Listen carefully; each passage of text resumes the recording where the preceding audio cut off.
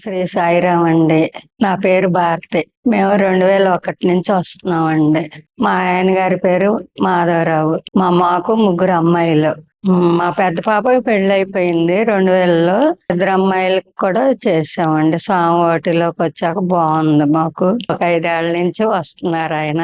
సేవకి వెళ్ళామండి. 4 సార్లు వెళ్ళాము. ఇద్దరం వెళ్ళామండి. మొన్న మటుకి సార్ ఒక్కరే వెళ్ళారు. ఫస్ట్ లో కొబ్బరి చిప్పలు తీసే కాడ చేసామండి. తర్వాత ఎక్కడో గేట్ల దగ్గర అక్కడ చేసామండి. తర్వాత 2 సార్లు క్యాంటీన్ లో చేసామండి పైన. నేను మటుకి 4 సార్లు చేశానండి. ఆయన గారు ఎప్పుడు వెళ్ళినా హాస్పిటల్ దగ్గర, అక్కడ పెద్ద హాస్పిటల్ దగ్గర 3 సార్లు అక్కడ వేసారు. మొన్న మటుకి ఇక్కడ చిన్న హాస్పిటల్ దగ్గర వేసారండి. సేవ చేసుకున్నామండి. బాగానే ఉన్నారు. ఆయన గారిని నేను 20 ఏళ్ళు తప్పించాను. ఎప్పుడు వస్తారా అనేసి తప్పించి ఇది చేస్తే ఇప్పటికి ఇంకా కొంచెం పావలా వంతుకి తక్కువగా ఇంకా ఉంది. అది కూడా స్వామి ఎప్పుడు తీరుతారా అని చూస్తున్నాను. అంతే. ఇంకా మందిరానికి మటుకి వస్తామండి బాగా. స్వామిని చూడండి, భజన ఎక్కడున్నా సరే వెళ్ళాల్సిందే. ఎంత వర్షం వచ్చినా ఏదన్నా దగ్గరలో అయితే మటుకు వెళ్తామండి.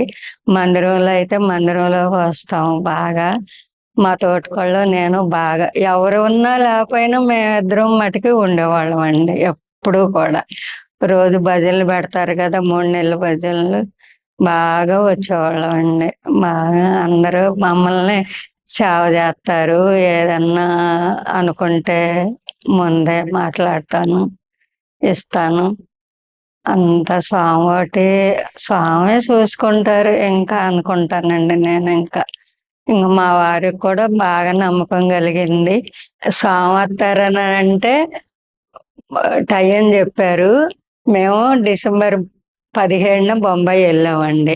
మళ్ళీ వచ్చేటప్పటికి స్వామి రథం వస్తుంది, నేను ఎట్లాగైనా వెళ్ళాలి అని చెప్తే ఎట్లయితే ఆ రోజు పొద్దున పూటకు వచ్చాను.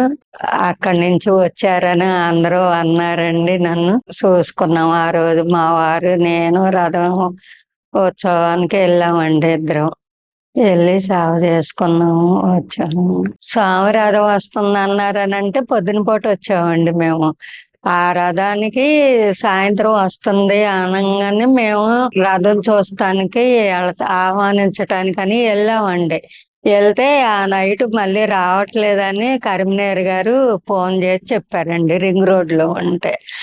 ఈ స్వామి రథం ఇంకా మాకు ఇవాళ చూసేది లేదులే అనుకొని వెళ్ళిపోయామండి. తెల్లారి మధ్యాహ్నం 2ంటికి వచ్చింది. స్వామి రథంలో పాల్గొన్నాము. అంత ఓపిక ఇచ్చారు నాకు.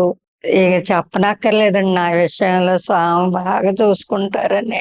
నేను నడవలేనని చెప్పేసి వెనకాల పులిహార గిన్నెల దగ్గర నువ్వు కూర్చొని నాకు ఆ అవకాశం వచ్చింది. స్వామి చుట్టూ తిరగలేను స్వామి, నన్ను ఎట్లాగా కారులో అయితే నేను కూర్చోను, కారులో వెళ్ళను నేను, మీరు ఎలాగలాగా నాకు ఓపిక ఇవ్వండి అని అంటే ట్రాక్టర్ మీద చిన్న టాలీ మీద ప్రసాదాలు గిన్నెలు పెట్టుకుంటే ప్రసాదం పెట్టేలాగా అవకాశం ఇచ్చారు నాకు. చాలా సంతోషం అయిందండి.